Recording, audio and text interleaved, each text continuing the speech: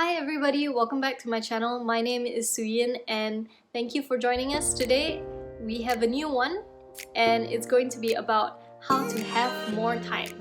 And this video is mainly about how to be more productive and how to save time so we can actually do the things that we love guilt-free. So we all have things that we need to do or that we really want to complete, but we tend to procrastinate and not get them done. So it is very normal, it is very human, and I have found some ways to actually mitigate or to reduce the chances of procrastinating. And these are some of the techniques that I want to share with you. Some of it I have, trial and errored and found my way to it. Some of it I found online, some of it I actually used and taught some of my students when I was teaching in international school. And yeah, I think some of them do use these techniques as well. So let's jump straight in. The first one is called time blocking. Time blocking is exactly how it sounds. It's blocking a certain chunk of time within the day and saying, I'm going to do this certain activity and this is the amount of time I allocate for it. So it is very common for us to say, oh, I want to go to the gym at some point today. And at some point today is very vague and we kind of procrastinate and take our time with actually getting ourselves to the gym and doing the workout. So sometimes it doesn't even get done and it gets pushed on to tomorrow. So what happens is time blocking actually holds the space for this activity to get done. So it's really convenient to do because you can use it or you can lock it in via a calendar on your phone, or you can actually bullet journal in a fancy book, or you can just write it down somewhere that you will actually see on a post-it in a book if you carry a book everywhere. You just allocate a time slot for it. And this is something I used today to get myself to work out. So at 5:40 to 6 o'clock was my time block for gym. And I did it because I planned for it. So yeah, okay. The second one. Second one is called the Pomodoro Technique. I don't know if I'm pronouncing it properly, but the basics of it is very simple. A Pomodoro lasts 20 minutes and it is designed to be a full focus initiative where you take to complete an activity. You set 20 minutes on the timer and you focus on the activity and you do it till completion. Or if you don't complete the activity at the end of 20 minutes, you can actually put in a break. Say 2 minutes on the timer again, you do what you need to do, stretch, walk around, and come back, set another 20 minutes and focus on the activity and get it done. If it doesn't get done, you can set another break, make it a little bit longer, 3 minutes, walk around, use the washroom, come back, another 20 minutes to actually complete that task. You have intermittent Pomodoros and breaks until you complete the task. And yeah, I guess a pro tip is to actually put your phone away or put it on airplane mode if you're using it as a timer.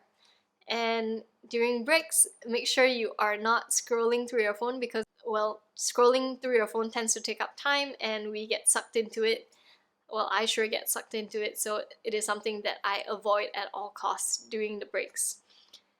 And it's something that we can use in conjunction with time blocking. It goes perfectly together. You can time block and set a Pomodoro to actually complete the task. The third one, it is called to-do list, and to-do lists are very popular. All of us have used before, I believe. And the thing I really like about to-do lists is to actually list out every single thing that you need to get done. The thought process behind this is to actually dump all the information you have swimming around in your brain onto a piece of paper or onto your device. That helps us to clear the space that it's taking up in our brain, and we are worrying about it, and once we actually put it down, we know that we have acknowledged it and it's going to get done at a certain point in time. So to-do lists, list every single thing down. And what I tend to do after that is I tend to categorize them in terms of urgency, importance, or nice to have done. So if it's urgent, I'll get those done first. Important, I'll do that next. And if nice to have done, I will do that last. So yeah, I guess that's a pro tip on using to-do lists. Very helpful. The fourth thing, I don't know whether I want to share with you guys.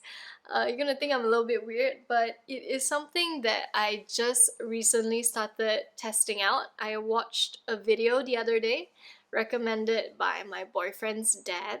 It was pretty good. It was talking about visualization, and the sort of visualization it was mentioning was before you sleep. So before you sleep, you want to visualize what you want to do the next day and how successful you will be at it. So let's just say if tomorrow you were going for an interview, and obviously that's nerve-wracking, but you would be visualizing you acing that interview, and as you can be as specific as you want with this visualization.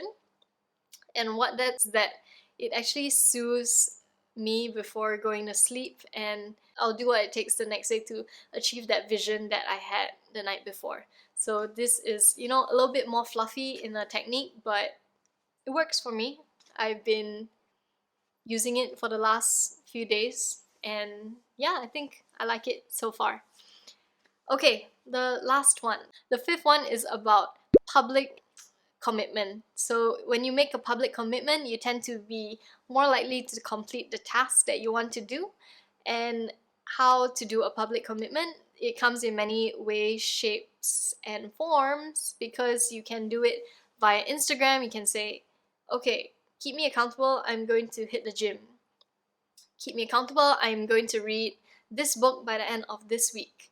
Or you can actually put it on Facebook or text a group of your good friends and say, hey, this is something I want to achieve. Can you keep me accountable for it? And this actually is something that is useful, because when I commit to something and I've already told people about it, I am more likely to do that task and complete it. So something that I used this technique for was actually starting my YouTube channel.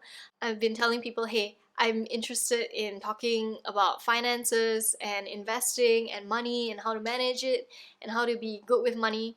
And I want to make a video, I want to make a community, and just I've been saying this for a while, and after a while I felt like I'm just all talk, and at a certain point in time I just caved, and I'm like, yeah, I gotta make good on what I have been saying. And so this is the result 6 months in of my public commitment. I am on YouTube. Yeah, I guess that works. So if you want to try it out, I hope it works for you too. So that is it.